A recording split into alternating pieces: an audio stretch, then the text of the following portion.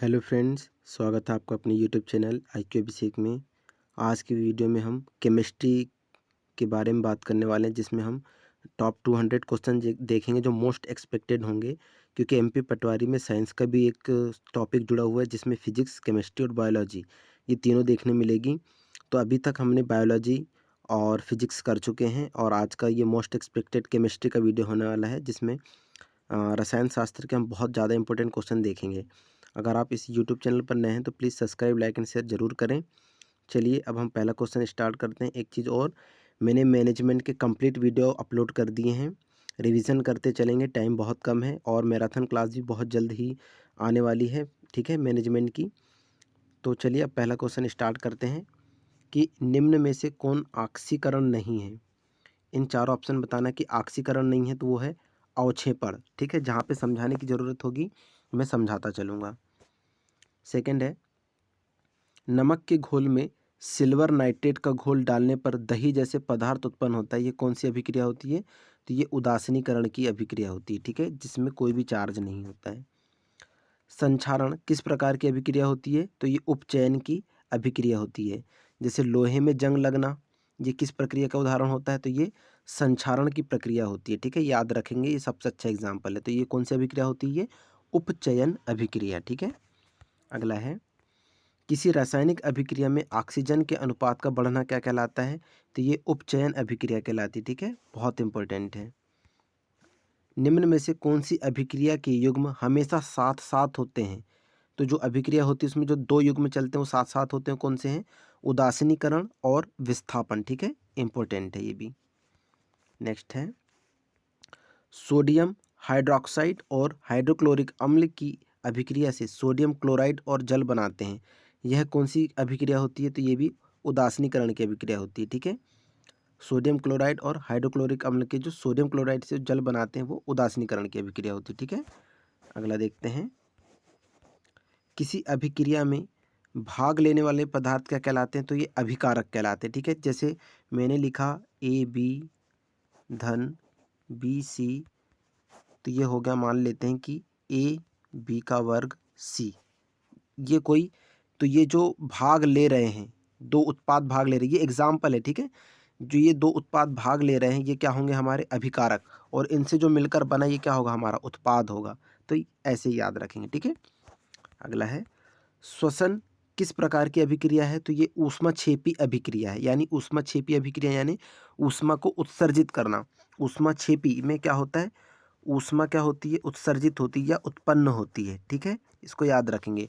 और जो ऊष्मा शोषी होती है ये इंपॉर्टेंट है। ऊष्मा शोषी अगर पूछ लिया, शोषी, ऊष्मा शोषी यानी कि ऊष्मा का शोषण करेगा, यानी कि ऊष्मा को खींचेगा, शोषित करेगा उसको, है ना, अपनी ओर खींचेगा। तो छेपी में उत्सर्जित होगा और शोषी में उसको खींचेगा, ठीक है। अगला है, प्रबल अम्ल और दुर्बल क्षारक से बने लवण का पीएच क्या होता है? तो ये 7 से कम होता है। 7 से कम मतलब अम्लीय होता है। जैसे पीएच पैमाना हम देखते हैं, ये कितना रहता है? 0 से लेकर 14 तक रहता है, ठीक है, 0 से लेकर 14 तक रहता है। अगर बीच में यहाँ पे, ठीक है, यहाँ से लेके यहाँ तक 7 हुआ और यहाँ से लेके 7 दूनी 14 हुआ, तो ये पीएच स्केल इस प्रकार का होता है। अगर वैल्यू 7 से कम होगी तो वो क्या होगा? अम्ल होगा, ये याद रखेंगे, बहुत इंपॉर्टेंट है। और वैल्यू अगर 7 से अधिक होगी तो क्षार होगा, यानी बेस होगा, याद रखेंगे, ठीक है। जैसे मान लेते हैं कि 4, 2, 3, ये 7 से कम है, मतलब ये क्या है? क्षारीय है। और अगर 8, 9, 10, तो अगर ऐसा कहेंगे तो ये क्या है? सॉरी, ये अम्लीय हो जाएगा। 4, 2, 3 ये अम्लीय हो जाएगा, 7 से कम है तो, और 7 से अधिक है तो ये बेस यानी क्षारीय हो जाएगा, ठीक है, समझ में आ गया। तो 7 से कम अम्लीय और 7 से ज़्यादा क्षार होगा, ठीक है। अगला देखते हैं, क्षारक को जल में घोलने पर क्या मुक्त होते हैं? तो AOH यानी कि OH माइनस आयन मुक्त होते हैं, ठीक है, इंपॉर्टेंट है। दही में किस प्रकार का अम्ल पाया जाता है? सभी को पता होगा, लैक्टिक अम्ल पाया जाता है। किसी अम्ल में मुख्य रूप से एक परमाणु अवश्य मौजूद रहता है जो धातु से अभिक्रिया कर एक गैस उत्पन्न करता है, वो क्या है?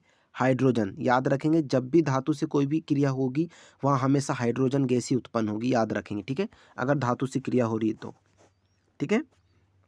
अगला है, वे पदार्थ जिनके स्वाद खट्टे होते हैं जो नीले लिटमस को घोलकर लाल बना देते हैं उसको क्या कहते हैं हम? अम्ल कहते हैं। तो सीधा याद रखेंगे अम्ल कैसे होते हैं? स्वाद में खट्टे होते हैं, इसको याद रखेंगे।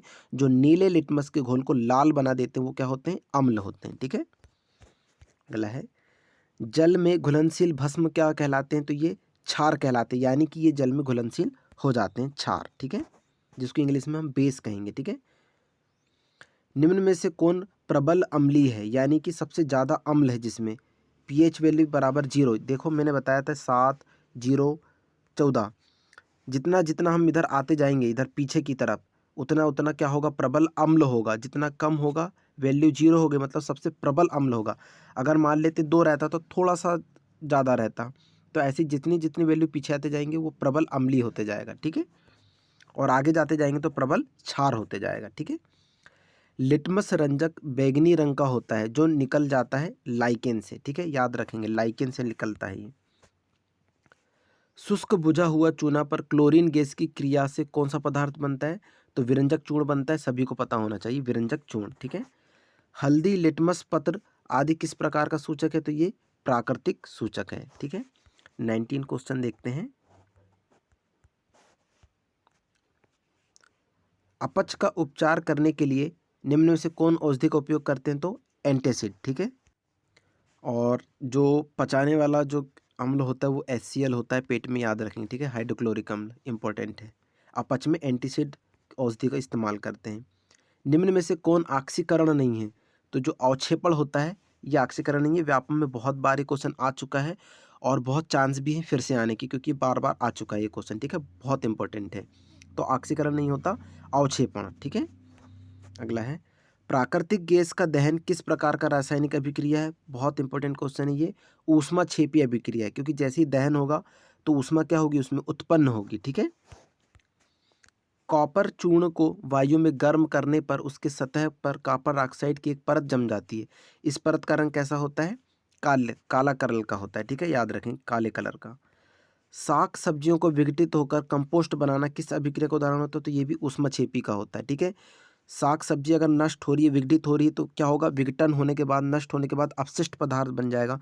उसके बाद उससे क्या होगा? ऊष्मा उत्सर्जित होगी, तो उसी को कह रहे हैं हम ऊष्माक्षेपी। ठीक है, सोडियम हाइड्रोक्साइड का पीएच मान बहुत इंपॉर्टेंट है, कितना होता है? 14 होता है। 14 मतलब ये क्या होगा? क्षारकीय होगा। ठीक है, इंपॉर्टेंट है।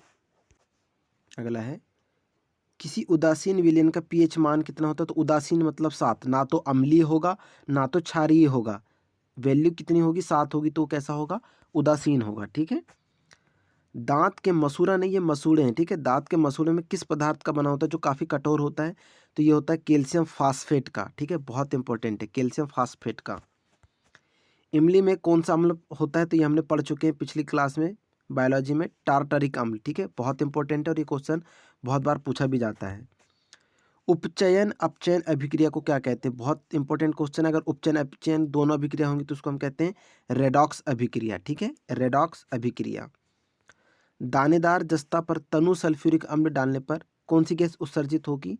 तो हाइड्रोजन गैस उत्सर्जित होगी। ठीक है, सूर्य प्रकाश की उपस्थिति में पौधे CO2 यानी कि कार्बन डाइऑक्साइड और जल से अपना भोजन ग्लूकोज तैयार करते हैं। यह कौन सी अभिक्रिया होती है? तो प्रकाश रासायनिक अभिक्रिया होती है, सभी ने पढ़े होंगे। ठीक है, C6H12O6 करके जो ग्लूकोज बनता है ये वाली क्रिया है। ठीक है, चलिए 31 क्वेश्चन देखते हैं। जिंक तथा लेड कॉपर की अपेक्षा कैसे होते हैं? तो अधिक क्रियाशील होते हैं। ठीक है, जिंक तथा लेड जो होते हैं वो अधिक क्रियाशील होते हैं।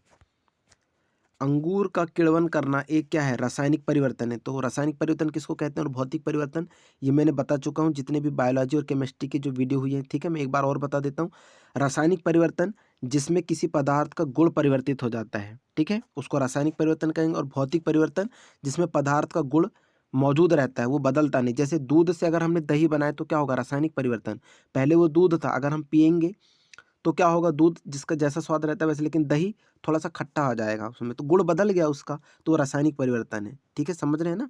भौतिक परिवर्तन में भी आएगा, जैसे कुछ चेंज नहीं होगा, जैसे बर्फ से पानी, पानी से बर्फ, मतलब चेंज नहीं हो रहा है, तो भौतिक परिवर्तन। ठीक है, अगला है मैग्नीशियम के रिबन के दहन होने पर किस प्राकृतिक लौ उत्सर्जित होती है? तो श्वेत चमकदार। ठीक है, बहुत इंपॉर्टेंट है। सिरका में कौन सा अम्ल पाया जाता है? तो एसिटिक अम्ल पाया जाता है, ये भी बहुत इंपॉर्टेंट है।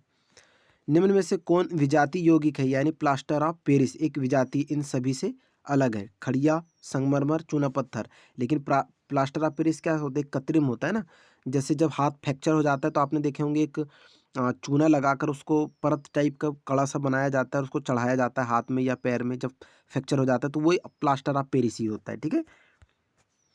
नींबू के रस का पीएच मान कितना होता है? तो 2.2 यानी 2.2 यानी क्या होता है ये? सभी को पता होना चाहिए, 7 से कम मतलब अम्लीय होता है, ठीक है। नींबू का पीएच वैल्यू होती है 2.2, बहुत इंपॉर्टेंट है, याद रखेंगे। 37 है, मधुमक्खी के डंक मारने या काटने से किस पदार्थ के उपचार करना लाभकारी होगा? अगर मधुमक्खी के डंक काट दिया गया है तो उसमें हमको बेकिंग सोडा का इस्तेमाल करना चाहिए उसके उपचार के लिए, ठीक है। अगला है, मुंह साफ करने के लिए किस प्रकार के मंजन का व्यवहार करना चाहिए जिससे कि दंत क्षय रोका जा सके? तो वो होता है क्षारकीय दंत मंजन, जिसमें क्षार वाले, जैसे कोलगेट करते होंगे आप या क्लोजअप वगैरह इस्तेमाल करते होंगे, तो वो किस प्रकृति का होता है? क्षार की प्रकृति का होता है, क्योंकि मसूड़े में सड़न या बदबू कब आती है? जब वो अम्लीय प्रकृति के होने लगते हैं या गलने लगते हैं या फास्फोरस की कमी हो जाती है, विटामिन सी की कमी हो जाती है, तब वो अम्लीय होने लगते हैं। तो उस अम्लीय को रोकने के लिए कोलगेट का इस्तेमाल किया जाता है, जो क्या होती है उसकी पदार्थ या उसकी प्रकृति कैसी होती है? क्षार की होती है। तो क्षार की दंत मंजन का इस्तेमाल करना चाहिए, ठीक है। मसूड़ों से खून आना विटामिन सी की कमी से होता है, इंपॉर्टेंट है, इसको भी याद रखेंगे, ठीक है। निम्न में से कौन अधातु विद्युत का सुचालक है? तो ये विद्युत का सुचालक होता है ग्रेफाइट। विद्युत का सुचालक मतलब जिसमें करंट का प्रवाह हो सकता है, जिसमें करंट का प्रवाह हो सकता है। तो ये कॉपर सुचालक नहीं होगा, सल्फर सुचालक नहीं होगा, हीरा सुचालक नहीं होगा, लेकिन ग्रेफाइट जो क्या है? सुचालक है। कॉपर, सल्फर और हीरा कुचालक है, जिसमें करंट का प्रवाह नहीं होगा, ठीक है। अगला देखते हैं, निम्न में से किस धातु को चाकू से काटा जा सकता है? तो सोडियम इंपॉर्टेंट है, और इसको केरोसिन में रखा जाता है, सभी को पता होना चाहिए, बहुत इंपॉर्टेंट है। केरोसिन मतलब मिट्टी के तेल में, ठीक है। अगला है, जस्ता के अयस्क क्या होते हैं? तो जिंक ब्लेड, ठीक है, जिंक ब्लेड। एल्यूमिना या एल्यूमिनियम का विद्युत अपघटन करने पर एनोड पर कौन सी गैस जमा होती है? तो ऑक्सीजन गैस जमा होती है, ठीक है। एक एनोड होता है और एक कैथोड होता है, ठीक है, जिसमें एक में प्लस चार्ज और एक में माइनस चार्ज होता है, ठीक है, इंपॉर्टेंट है, ये कभी कभी पूछ लेता है, ठीक है। 43 देखते हैं क्वेश्चन अब,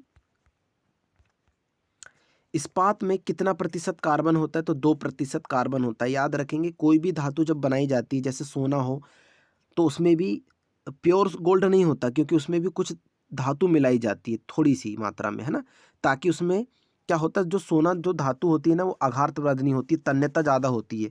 हम उसको जितना लंबा खींचेंगे वो जल्दी खिंचती चली जाएगी। उसमें स्टेबिलिटी लाने के लिए कुछ धातुओं को मिलाया जाता है ना। तो या तो वो 20 कैरेट का होगा या 18 कैरेट का, इस टाइप की धातु मिलाई जाती है। 24 कैरेट तो शुद्ध गोल्ड होता है, ठीक है। तो उसमें तन्यता ना बनी रहे, यानी कि उसमें खिंचाव ना हो, इसलिए अन्य धातु भी गोल्ड में थोड़ी मात्रा में मिलाई जाती है, ठीक है। इस्पात में वैसे 2% होता है। कौन सी धातु है जो अधिक ताप पर भी ऑक्सीजन से अभिक्रिया नहीं करती? तो वो है सोना, ठीक है। बाकी लोहा, पोटासियम एंड एल्यूमिनियम कर सकते हैं, सभी को पता होगा। ऑक्सीजन की उपस्थिति में ही लोहे में क्या होता है? जंग लगने की प्रक्रिया शामिल होती है, संक्षारण जिसको बोलते हैं। लेकिन सोना जो होता है उसमें ऑक्सीजन से अभिक्रिया नहीं होती है, वो काला नहीं पड़ता है। लेकिन अन्य धातु जो होती है वो काली पड़ने लगती हैं, देखे होंगे आपने। तांबा भी हरा रंग का होने लगता है, वो ऑक्सीजन की वजह से होता है, ठीक है। अगला है, कौन सा धातु जल में डालने पर तैरने लगता है? तो वो है कैल्शियम, ठीक है, इंपॉर्टेंट है।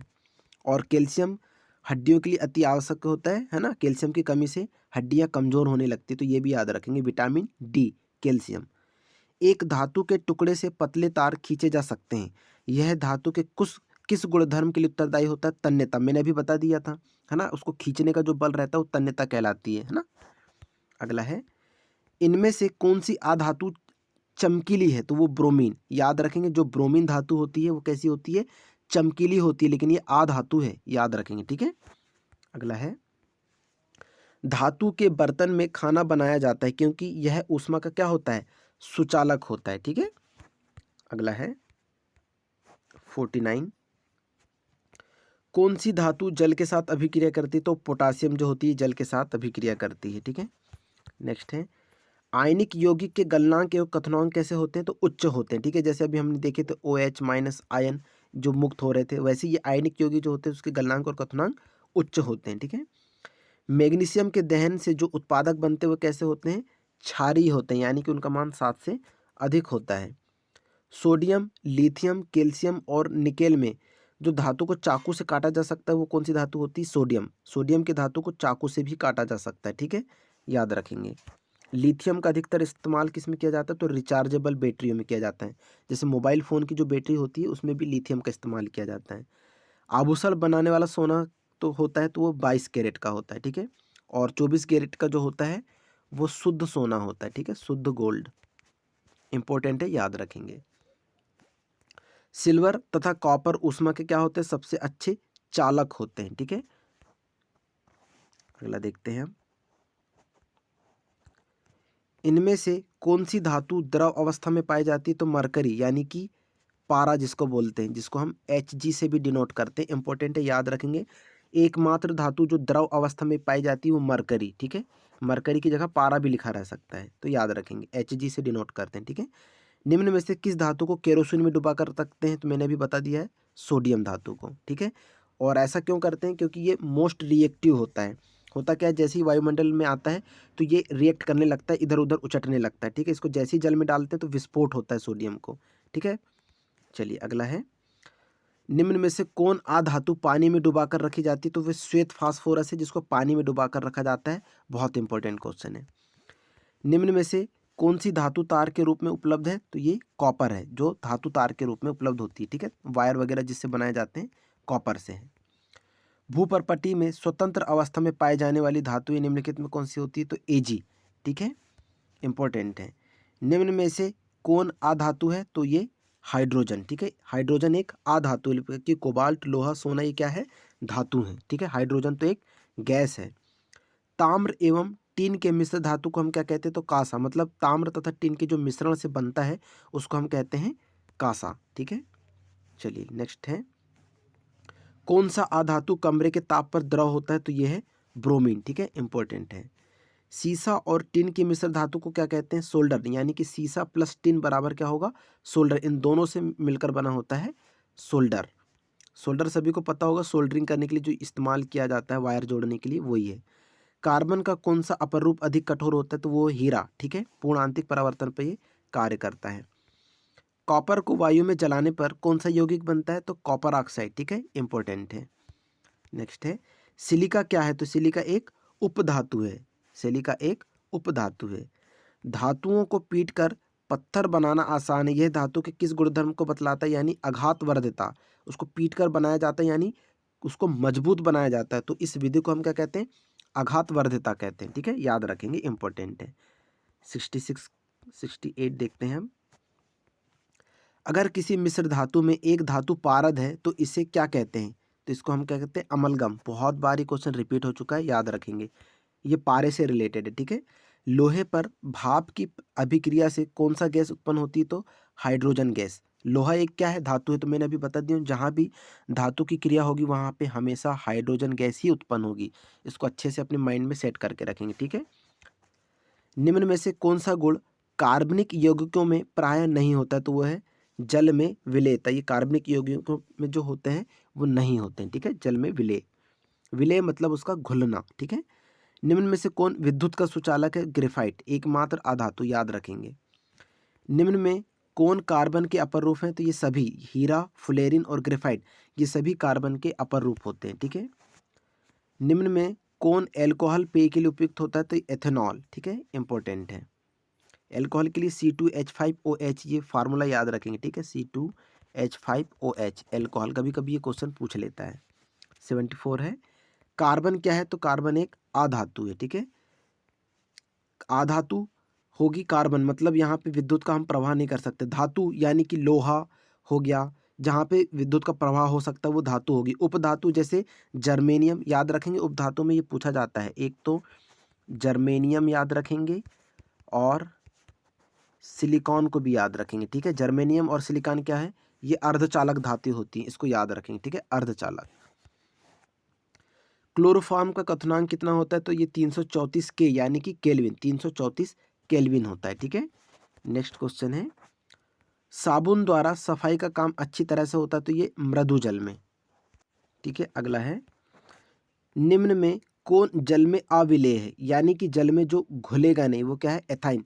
ठीक है, याद रखें ग्लूकोज, एथोनिक अम्ल और अन्य ये सभी घुल सकते हैं। ठीक है, अन्य को तो हटा देते हैं, ग्लूकोज, एथोनिक अम्ल ये घुल सकते हैं, पर जो एथाइन होता है वो जल में अविलेय। जैसे हम ऑयल को पानी में मिक्स नहीं कर सकते, ठीक है, वो मिक्स नहीं होता, तेल की परत ऊपर चल जाती है, वैसे एथाइन होता है वो अविलेय, वो घुलेगा नहीं।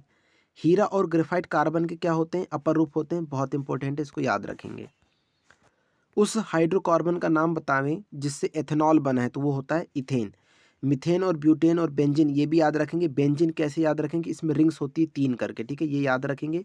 इथेन तो बता दिया कि एथेनॉल से बना होता है। ब्यूटेन, मीथेन यानी कि CH4 एक ज्वलनशील गैस होती है जो गोबर गैस में इस्तेमाल होती है, ठीक है, CH4। ब्यूटेन जो होता है तो प्रोपेन और ब्यूटेन आपने पढ़े होंगे, जो घरेलू LPG गैस होती है उसमें ब्यूटेन का भी इस्तेमाल किया जाता है, इसको ऐसे याद रखेंगे, ठीक है। चलो 80 क्वेश्चन देखते हैं। रबर निम्न में से किसका बहुलक होता है, बहुत इंपॉर्टेंट है, आइसोप्रीन का, ठीक है। अगला है, निम्नलिखित में कौन ऊष्मा और विद्युत का सुचालक है, यानी कि वो ऊष्मा का भी है और विद्युत का भी है, वो सुचालक क्या है, ग्रेफाइट है, ठीक है। हीरा, चारकोल और मीथेन ये हो सकता है कि विद्युत के हो भी जाएं, लेकिन ऊष्मा के नहीं होंगे फिर, है ना, तो किसी में ऊष्मा के होंगे, किसी में विद्युत नहीं, लेकिन ग्रेफाइट ऊष्मा और विद्युत दोनों का सुचालक है। तेल लगा कागज कैसा होता है, तो अपारदर्शक होता है, यानी कि हम आर पार नहीं देख सकते, पारदर्शी यानी आर पार देख सकते हैं, ठीक है, तो तेल लगे कागज को हम अपारदर्शी कहेंगे।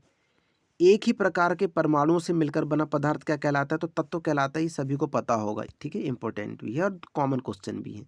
दो या दो से अधिक तत्वों के मात्रा के विचार से एक निश्चित अनुपात में सहयोग करने से बना पदार्थ क्या कहलाता है, तो यौगिक कहलाता है, ठीक है, यौगिक। ये कुछ लंबा सा दे दिया है, तो दो या दो से अधिक तत्व अगर हम मिला के बना रहे हैं, लेकिन वो जो दो से अधिक जो तत्व ले रहे हैं वो किसी निश्चित अनुपात में हो, उसी को हम क्या कहते हैं, यौगिक कहते हैं, ठीक है। नेक्स्ट देखते हैं, दो या दो से अधिक शुद्ध पदार्थों को किसी भी अनुपात में मिला देने से बनता है, वो होता है मिश्रण, ठीक है, बहुत इंपॉर्टेंट है और बहुत रिपीट भी होते हैं ये क्वेश्चन, ठीक है।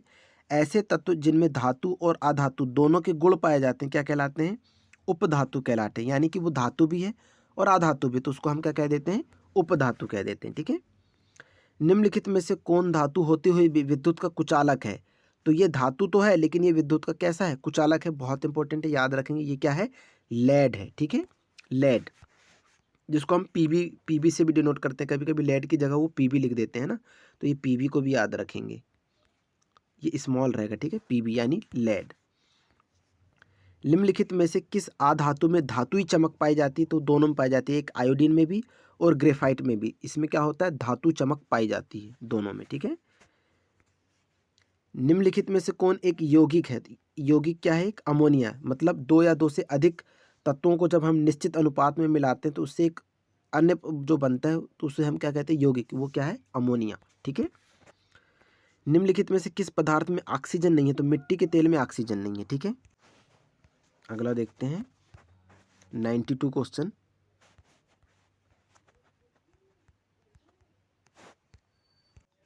ये लगभग सभी एग्जाम में बहुत आता है ये क्वेश्चन, वायु क्या है, तो वायु एक मिश्रण है, ठीक है, बहुत ट्रेंड वाला क्वेश्चन है ये, वायु मिश्रण है, ठीक है, याद रखेंगे। स्टेनलेस स्टील क्या होती है, तो ये भी एक क्या होता है, मिश्रण होता है। मिश्रण क्यों कहेंगे स्टेनलेस स्टील में, क्योंकि बहुत सारी धातु से मिलकर बनता है इसलिए, ठीक है, दो या दो से अधिक धातु जैसी मिलेगी वो क्या हो जाएगा, मिश्रण हो जाएगा। कौन ना तो तत्व है और ना ही यौगिक है, यानी कि वो क्या होगा, मिश्रण होगा, तो ये क्या है, वायु है, ठीक है, ना ही तत्व है ना ही यौगिक है। पदार्थ का चतुर्थ अवस्था क्या कहलाता है, प्लाज्मा, याद रखेंगे, पदार्थ का पढ़े होंगे ना, एक होता है ठोस, फिर होता है द्रव, मैं इसको अच्छे से लिख देता हूँ यहाँ पे, ठीक है, याद रखेंगे, इसकी पांचों अवस्थाएं मैं बता देता हूँ आपको क्योंकि बार बार क्वेश्चन पूछा जाता है। पहले समझ लेते हैं, ठोस होता है पहला, दूसरा होता है द्रव, तीसरा होता है गैस, ठीक है, चौथा होता है प्लाज्मा, पांचवी भी एक अवस्था होती है जिसको हम कहते हैं बोन्स आइंस्टीन, ठीक है, याद रखेंगे, ठोस, द्रव, गैस, प्लाज्मा और बोन्स आइंस्टीन, ये पांच अवस्था याद रखेंगे, ठीक है, वस्तु पदार्थ की, ठीक है। निम्नलिखित में से कौन एक यौगिक है, रेत एक यौगिक है, ठीक है। विरंजक चूर्ण क्या है, तो ये विरंजक चूर्ण भी एक यौगिक है, मैंने बता दिया यौगिक की डेफिनेशन अभी, है ना। चलो अगला है, बारूद होता है तो बारूद एक मिश्रण होता है, ठीक है, अन्य सारी चीज़ों से मिलकर बना है तो मिश्रण हो गया। विश्व का प्रत्येक पदार्थ अत्यंत सूक्ष्म कणों से मिलकर बना होता है। ये सर्वप्रथम किसने कहा था? तो ये कलाद ने कहा था। इंपॉर्टेंट है, ठीक है। नेक्स्ट देखते हैं, कोयला क्या है? तो कोयला एक तत्व है, ठीक है। हीरा क्या है? तो हीरा भी एक तत्व है, इंपॉर्टेंट है। निम्नलिखित में से रासायनिक यौगिक कौन सा होता है? तो यह है अमोनिया, ठीक है। वायु पारा तो नहीं होंगे, लेकिन अमोनिया एक क्या होता है? रासायनिक यौगिक होता है, ठीक है, जिसको हम NH4 भी कहते हैं। शुद्ध तत्व कौन सा है? तो इसमें सोडियम है, शुद्ध तत्व, ठीक है। कांच और सीमेंट होगा तो वो तो किसी चीज़ों से मिलकर बना होता है ना। अगर कांच का उत्पादन किया जा रहा है अन्य सामग्रियों से मिलकर बनेगा, सीमेंट में भी अन्य सामग्री, लेकिन सोडियम है तो वो पहले से ही खुद है, उसकी प्रकृति पहले से मौजूद है, यानी वो शुद्ध है, तो सोडियम शुद्ध तत्व है उसमें, ठीक है। किस वैज्ञानिक ने परमाणु सिद्धांत की खोज की थी? सभी को पता होगा, जॉन डाल्टन ने, ठीक है। इंपॉर्टेंट क्वेश्चन है ये भी। 15 क्वेश्चन देखते हैं। 105, निम्नलिखित में से कौन एक अस्थायी कण है? तो न्यूट्रॉन क्या है? एक अस्थायी कण है। इलेक्ट्रॉन में ऋण चार्ज होता है, ये याद रखेंगे, ठीक है। निम्नलिखित में से कौन एक आवेश रहित कण है जिसमें कोई भी आवेश नहीं होता, ना तो धन होगा ना तो ऋण होगा, तो वो क्या होता है? न्यूट्रॉन, ठीक है। परमाणु विद्युतः क्या होते हैं? तो परमाणु हमेशा क्या होते हैं? विद्युतः क्या होते हैं? उदासीन होते हैं, ठीक है, कोई चार्ज नहीं। इलेक्ट्रॉन की खोज किसने की थी? बहुत इंपॉर्टेंट है, थॉमसन ने, ठीक है। प्रोटॉन की खोज, ये भी इंपॉर्टेंट है, कॉमन क्वेश्चन है, लेकिन बार बार कभी कभी वनडे एग्जाम में पूछ लेता है, तो ये है रदरफोर्ड ने की थी प्रोटॉन की खोज। न्यूट्रॉन की खोज चेडविक ने की थी, ठीक है, इंपॉर्टेंट है। परमाणुवीय नाभिक की किसने खोज की थी? तो इसको भी रदरफोर्ड ने ही खोजा था, ठीक है। एक भारतीय वैज्ञानिक जिनका नाम एक विशिष्ट मूल कण के साथ जुड़ा हुआ है, वो क्या है? बोस, ठीक है। निम्नलिखित में से किस परमाणु के नाभिक में न्यूट्रॉन नहीं होता? तो वो है हाइड्रोजन, इसमें न्यूट्रॉन नहीं होता, याद रखेंगे, इंपॉर्टेंट क्वेश्चन है। इलेक्ट्रॉन के तरंग प्रकृति की खोज सर्वप्रथम किसने की थी? तो डी ब्रोगली ने की थी। मोस्ट इंपॉर्टेंट क्वेश्चन है, ठीक है, याद रखेंगे। तत्वों के सबसे छोटे भाग को हम क्या कहते हैं? तो परमाणु कहते हैं। डाल्टन के परमाणु सिद्धांत के अनुसार कौन सा सबसे छोटा कण स्वतंत्र रूप में रह सकता है? वो है परमाणु, ठीक है। किसी परमाणु के गुण निर्भर करते हैं? तो इलेक्ट्रॉनिक संरचना पर उसके गुण निर्भर करते हैं, ठीक है। 118 क्वेश्चन देखते हैं। न्यूट्रॉन और प्रोटॉन के संख्याओं के योगफल को हम क्या कहते हैं? तो द्रव्यमान संख्या कहते हैं, ठीक है।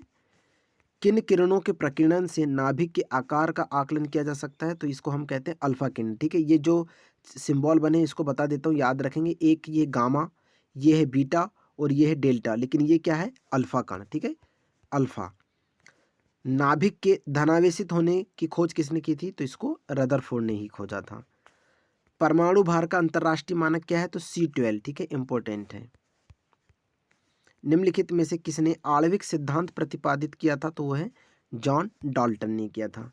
किसी परमाणु के बाह्यतम कक्षा में कितने इलेक्ट्रॉन रह सकते हैं? तो वह रह सकते हैं 8, ठीक है, बाह्यतम कक्षा में रहते हैं, ठीक है। नेक्स्ट है, सोडियम परमाणु में कोर इलेक्ट्रॉन की संख्या कितनी होती है? 10 होती है, इंपॉर्टेंट क्वेश्चन है। परमाणु का द्रव्यमान किन मौलिक कणों पर निर्भर करता है? तो न्यूट्रॉन व प्रोटॉन दोनों पर निर्भर करता है। अनिश्चितता के सिद्धांत का प्रतिपादन किया था? तो हाइजेनबर्ग ने, इंपॉर्टेंट है, इसको भी याद रखेंगे। नाभिक की खोज रदरफोर्ड ने किन कणों की सहायता से की थी? तो अल्फा कण की सहायता से की थी, ठीक है। किसी तत्व की रासायनिक प्रकृति निर्भर करती है? तो संयोजी इलेक्ट्रॉन पर उसकी प्रकृति निर्भर करती है। किसी तत्व के रासायनिक गुण किस में निर्भर करते हैं? याद रखेंगे, परमाणु संख्या पर उसके गुण निर्भर करते हैं, ठीक है। अगला है, निम्नलिखित में से किसे विभाजित नहीं किया जा सकता? तो वो क्या है? फोटॉन, ठीक है, इसको विभाजित नहीं किया जा सकता। रेडियो सक्रियता की खोज, ये हमने पिछली क्लास में पढ़ चुके हैं, इसकी खोज किसने किया था? तो हेनरी बेकुरल ने किया था, ठीक है, इंपॉर्टेंट है। रेडियो सक्रियता किसका गुण होता है? तो ये किस में होता है? ये गुण नाभिक में होता है, ठीक है। रेडियो सक्रियता की इकाई क्या होती है? क्यूरी, ठीक है, मोस्ट इंपॉर्टेंट है, बहुत बार क्वेश्चन आ चुका है। अल्फा और बीटा किरणों की खोज किसने की थी? तो इसको रदरफोर्ड ने खोजा था, ठीक है। एक्स किरणों की खोज किसने की थी? तो इसको फेराडे ने खोजा था। अगला है, गामा किरणों की खोज किसने की थी? तो रदरफोर्ड ने की थी, और गामा किरणें बहुत डेंजरस होती हैं, ये भी याद रखेंगे, इनकी तीव्रता अधिक होती है, ठीक है। निम्नलिखित में से किसके उत्सर्जन से समभारिक का निर्माण होता है? तो ये बीटा किरणों से होता है।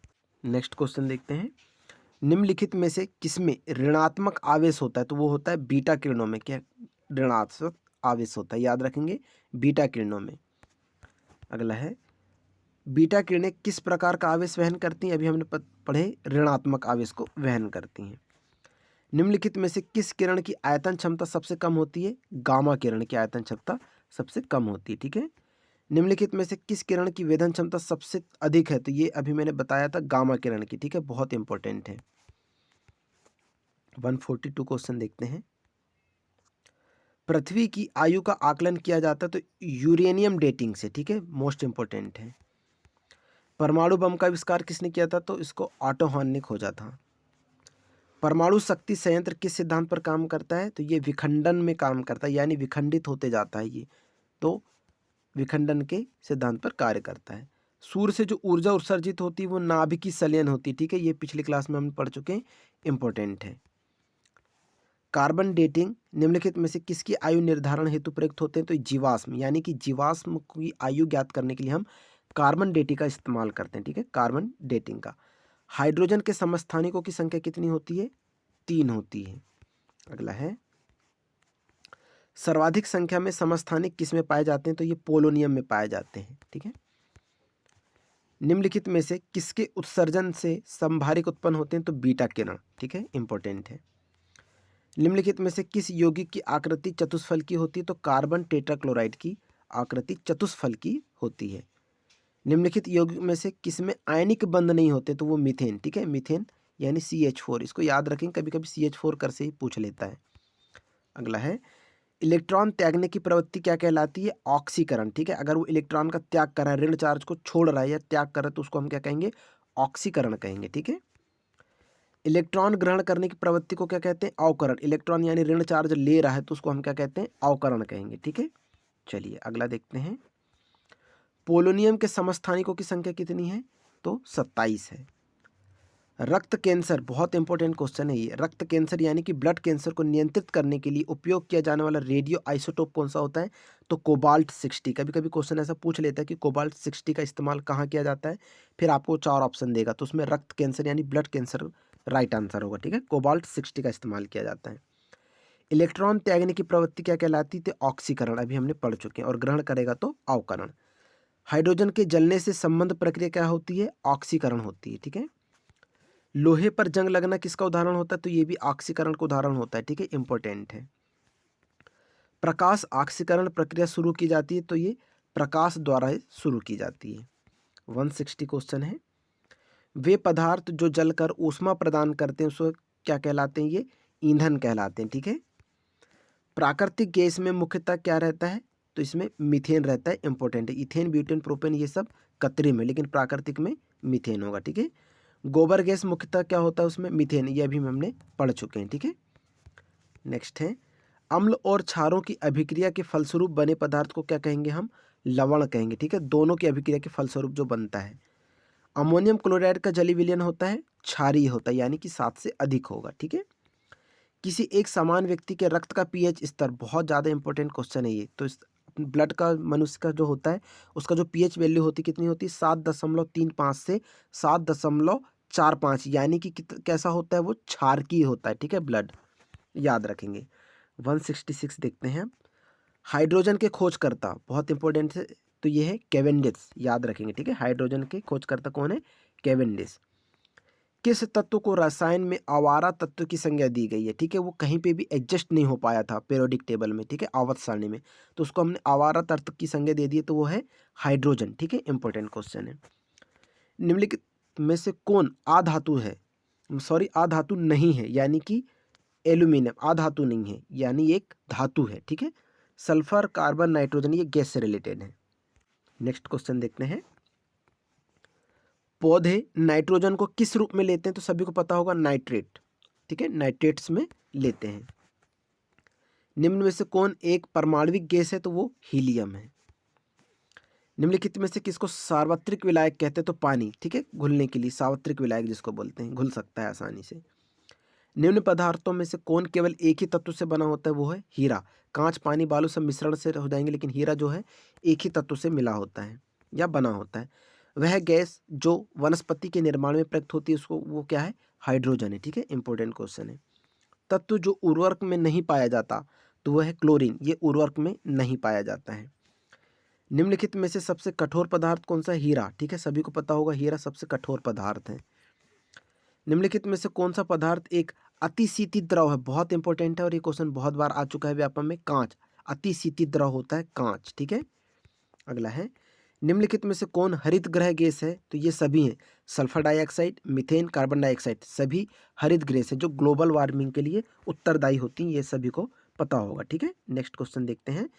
फास्फोरस प्रचुरता से किस में पाया जाता है? तो ये प्रोटीन में पाया जाता है।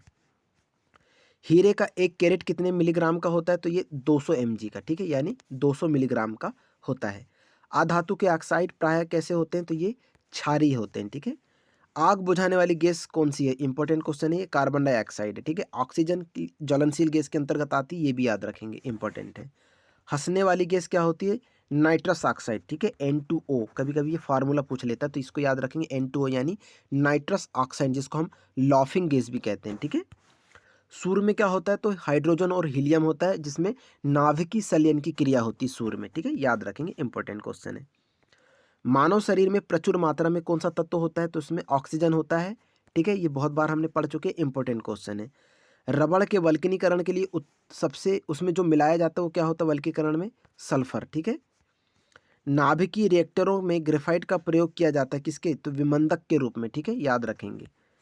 निम्नलिखित में से कौन सी गैस न्यूनतम तापमान पर द्रव में बदल जाती है? वो है हाइड्रोजन। ठीक है, अगला है ऑटोमोबाइल द्वारा निष्कासित मुख्य नुकसानदेह गैस जिसमें वायु प्रदूषण होता है, तो कौन सी होती है? वो कार्बन मोनोऑक्साइड। यानी कि जो 4 व्हीलर होते हैं, ऑटोमोबाइल होते हैं, उनसे कौन सी गैस उत्सर्जित होती है जो प्रदूषण का कारण बनती है? वो है कार्बन मोनोऑक्साइड। ठीक है, और जो फ्रिज वगैरह होते हैं, एसी वगैरह होते हैं, उसमें CFC गैस निकलती है, यानी कि क्लोरोफ्लोरोकार्बन। ठीक है, इंपॉर्टेंट है, याद रखेंगे। विसंक्रमण के बाद जल में उपलब्ध क्लोरीन की मात्रा को हम क्या कहते हैं? तो अवशिष्ट क्लोरीन कहते हैं। ठीक है, अगला है निम्नलिखित में से कौन सी ग्रीन हाउस गैस नहीं है? तो हाइड्रोजन एक ग्रीन हाउस गैस नहीं, बाकी ये और ये हैं। ठीक है, जल का शुद्धतम रूप क्या होता है? तो वर्षा का जल एक शुद्ध जल होता है, ये हमने पिछली क्लास में डिस्कस कर चुके हैं। बैटरी में निम्न में से किस एक एसिड का प्रयोग किया जाता है? सभी को पता होगा, हाइड्रोक्लोरिक एसिड का इस्तेमाल किया जाता है। निम्नलिखित में से कौन प्रमुख ग्रीन हाउस गैस कौन सी है? तो कार्बन डाइऑक्साइड प्रमुख गैस है, ग्रीन हाउस के लिए सबसे ज़्यादा उत्तरदायी होती है। ठीक है, मौसमी गुब्बारों में कौन सी गैस भरी जाती है? तो ये हीलियम भरी जाती है, जिससे हल्का होता है और गुब्बारा आसानी से उड़ने भी लगता है ऊंचाई में, है ना। हीरा और ग्रेफाइट क्या होते हैं? तो ये अपर रूप होते हैं, याद रखेंगे। अगला है कार्बन डेटिंग निम्न की आयु का निर्धारण करती है, तो सभी को पता होगा, जीवाश्म का भी हमने पढ़ चुके हैं। ठीक है, दिया सलाई की नोक में क्या रहता है? तो लाल फास्फोरस रहता है, बहुत इंपॉर्टेंट क्वेश्चन है ये। हीरे का खनिजी बनावट क्या है? तो ये कार्बन है। हीलियम की खोज किसने की थी? तो लोकेयर ने की थी, इंपॉर्टेंट है, लोकेयर ने, याद रखेंगे। इस वीडियो का लास्ट क्वेश्चन है, सर्वाधिक यौगिक बनाने वाली अक्रिय गैस कौन सी है? जिनॉन है। ठीक है, इंपॉर्टेंट गैस है, याद रखेंगे। जिनॉन जो होती है अक्रिय गैस यौगिक बनाने वाली होती है, जिनॉन। तो ये रहे आज के हमारे मोस्ट एक्सपेक्टेड क्वेश्चन, केमिस्ट्री के 200 क्वेश्चन। आई होप आप लोगों की ये वीडियो बहुत पसंद आएगा, तो please subscribe, like and share जरूर करें। और हाँ, नोट्स बनाते चलेंगे, और इसका PDF आपको टेलीग्राम चैनल से भी मिल जाएगा, तो टेलीग्राम चैनल से भी आप जुड़ सकते हैं। मिलते हैं नेक्स्ट वीडियो में, तब तक के लिए थैंक यू सो मच, धन्यवाद।